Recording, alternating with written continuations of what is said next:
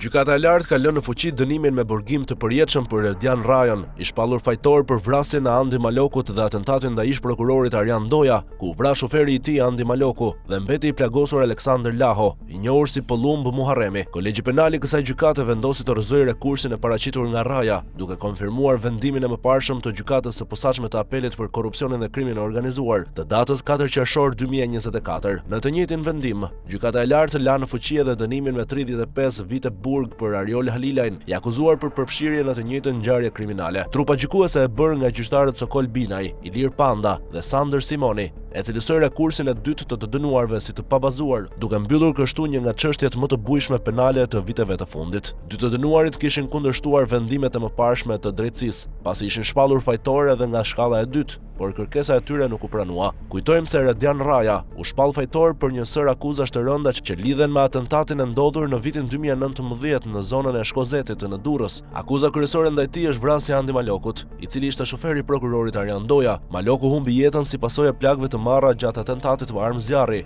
ndaj automjetit ku udhëtonte. Një tjetër akuzë është vrasje e mbetur në tentativë ndaj prokurorit Arjan Doja. Sipas hetimeve, ai ishte objektivi kryesor i sulmit, por arriti të mbijetojë pavarësisht plagëve. Po ashtu Raja është dënuar edhe për vrasje të mbetur në tentativë ndaj Aleksandr Lahos, i njohur si Pollumb Muharremi, i cili ndodhet në të njëjtin mjet dhe mbeti i plagosur gjatë atentatit. Sipas dosjes hetimore, ngjarja konsiderohet një atentat i organizuar, ku ndaj automjetit u qelluam me breshëri armësh, duke shkaktuar një viktimë dhe 2 të plagosur.